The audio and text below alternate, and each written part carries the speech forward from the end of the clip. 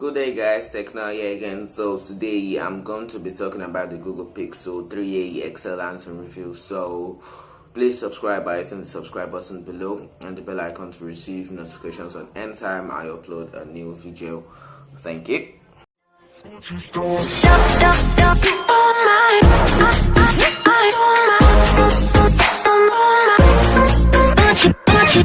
So the Pixel 3a is Google's attempt to return to the affordable premium smartphone category. After sunsetting the Nexus program, Google moved on to the ultra high-end segment with the launch of the original Pixel back in 2016.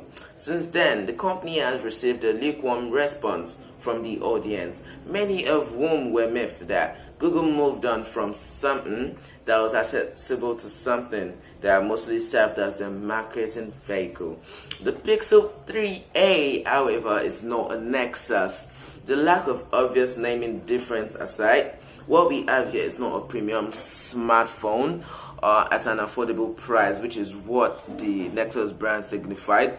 Instead, what we are getting is a pared down version of the Pixel 3 that was launched last year at a correspondingly lower price. So the Google Pixel 3 XL specs, so the body, unibody polycarbonate, acai dragon tail glass, black, white, purple colors, 6-inch displays, 160 x 180 1080 resolution, full to PPI 18 ratio 9, OLED and always on display. The rear camera, Sony IMX363 12.2 MP 1.8 dual pixel autofocus and OISC dual LED flash with a 4K 30 video. So the front camera is with an 8 megapixels 2.0 aperture, fixed focus on 1080p 30 video. It runs on the Android 9 Pie with a Qualcomm Snapdragon 670 Adreno 615 Titan M security module with a storage of 64 gig and 4 gig RAM, 3700 mAh battery with 18 watts USB PD fast charging. So single SIM LTE 11.600 megabytes per second download. So it's got stereo speaker, capacitive fingerprint sensor, active edge pressure sensing, and 3 months YouTube Music premium subscription bundle. So the price in question is $400 for the Pixel 3a and $480 for the Pixel 3a XL. Half of what the Pixel 3 XL normally costs, $800 to $900. So what do we lose in return for that price? There are design compromises. The processor is slower and one of the front camera is missing along with a few other things. On paper, that doesn't seem all that bad, especially since Google has carried over the main rear camera of the Pixel 3 to the 3a. So the software experience is identical too, with almost every feature announced for the Pixel 3 present year. Seems like a fair trade-off then. But how is the phone like to actually use on a day-to-day basis, and how does it compete in the even more crowded premium mid-range smartphone market, especially on the eve of OnePlus upcoming markets, which will likely have the similar pricing and pack in more hardware as usual? So the packaging of the Pixel 3a XL was mostly similar to the more expensive Pixel 3 XL. Both come with an 18 watts USB power delivery fast charger with a USB-C 2.0 cable, a USB-C to USB-A adapter and earphones, while the Pixel 3 XL came with a Pixel USB-C earbuds. The Pixel 3a XL comes with standard in-ear style earphones with a 3.5 mm connector. The Google Pixel 3a XL has the same design language as the Pixel 3 series of devices. Along the back, we see the two-tone finish, and the lighter colored models also come to a colored power button on the size. So the Pixel 3a XL has nearly the same dimensions as the Pixel 3 XL, although the latter is slightly shorter and thinner. The Pixel 3a XL is nearly 20 grams, and the reason for that is the polycarbonate body. While all the previous Pixel smartphones use varying combinations of metal and glass for the body, the Pixel 3a phones are the first to be made out of polycarbonate. So the entire back and side portion are one unibody shell, but with a two-tone finish to give it the familiar Pixel look. At first glance, it was hard to tell any difference, and it's only upon the inspection we could tell that the back was plastic. So moreover, the Pixel 3a XL is also not water or dust resistant compared to its more expensive sibling. So that's another knock against its term of durability. At some form of splash resistance would have been welcome.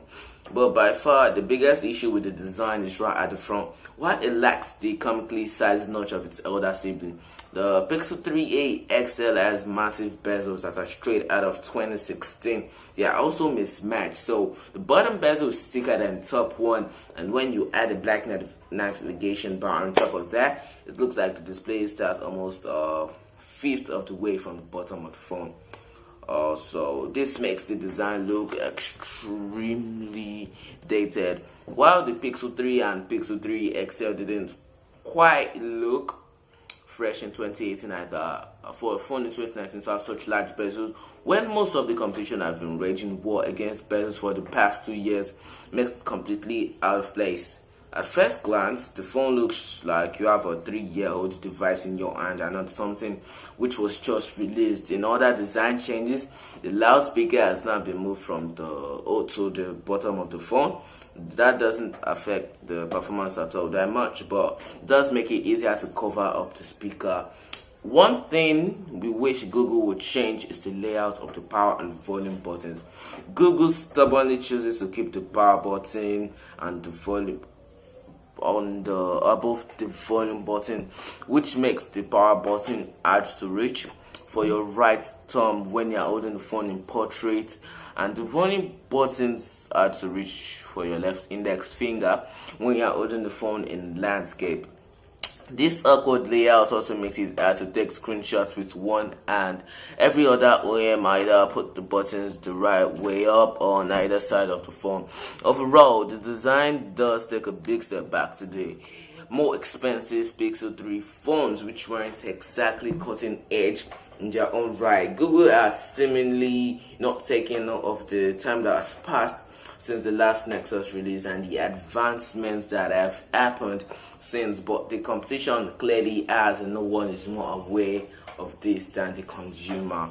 So for the display, the Pixel 3a XL has a 6.0 inch display, 2160 x 1080 px resolution OLED display. The display is protected by the Acai dragon tail glass rather than the Corning glass used on the more expensive Pixels. Compared to the Pixel 3 XL, the display on the Pixel 3a XL is a bit shorter, but it also has a much lower resolution. It also lacks HDR10 video support and is suited only for regular videos. Despite that, the display on the Pixel 3a XL is excellent. It gets reasonable bright outdoors and also sufficiently dim indoors. It has good viewing angles and does not exhibit any branding, black crush or dirty screen effect. The color accuracy in the standard sRGB mode is also right up there with the best in the industry.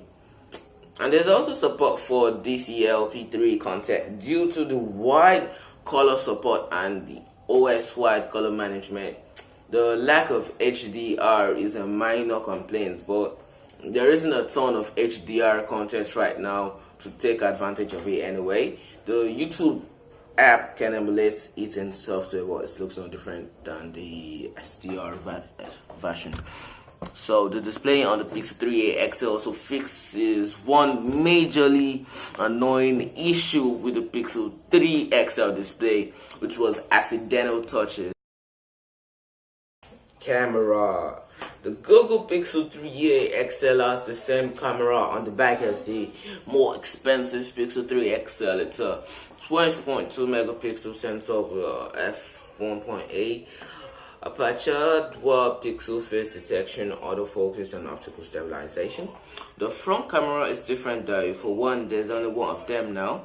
The ultra wide angle camera has been done away with. Instead, there's just a single camera now with 804 field of view that sits between the 7-5 main camera and 107 ultra wide angle on the Pixel 3 XL. In terms of field of view, the sensor behind the lens is also different.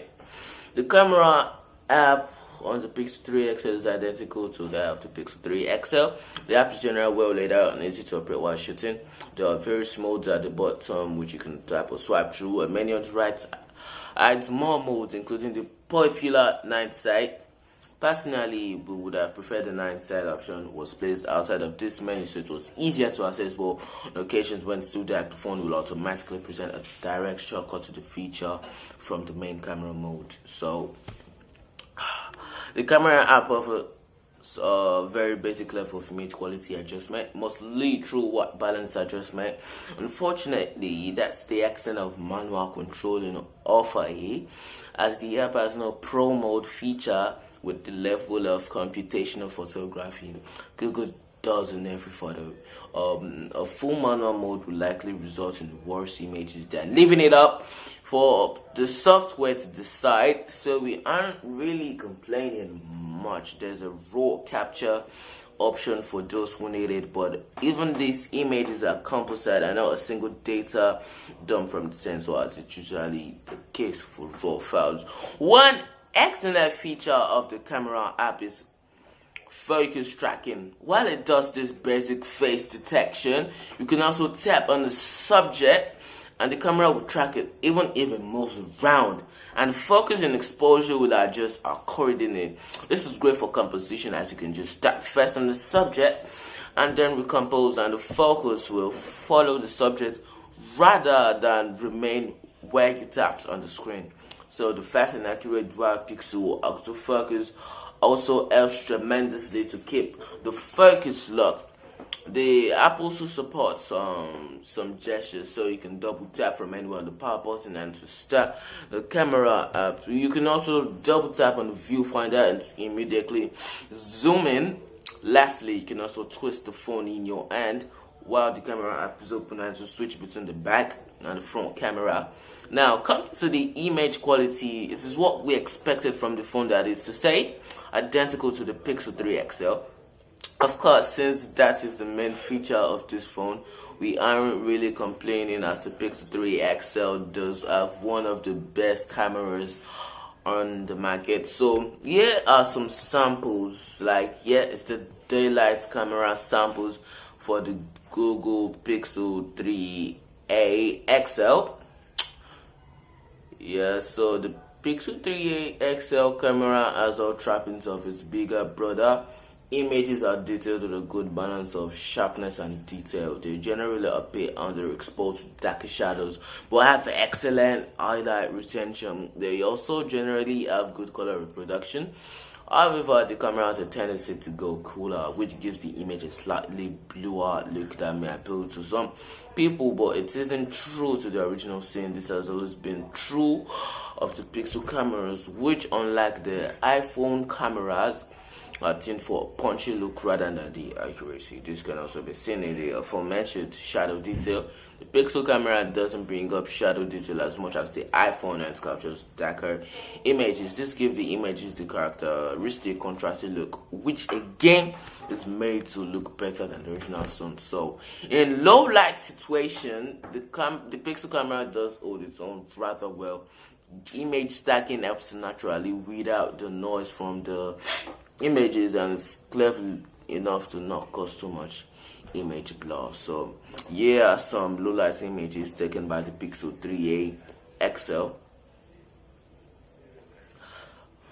However, it's when things get really dark does the pixel camera really shine. The Nightside Mode pulls out a lot of situations where it's hard to see with your naked eye. The mode works perfectly well handled, and as long as you remain still, but works the best when the phone is stabilized. This allows the camera to capture a longer exposure and produce a cleaner image. The final output is remarkably clean with a fair bit of detail. It's really the post-processing on the image that's impressive. As aligning the images, denoising them, and adjusting the color and contrast of the image to generate the final output is extremely complicated engineering, but Google developers have pulled it off and the result looks amazing. So yeah, some nice side images taken by the Google Pixel 3a XL.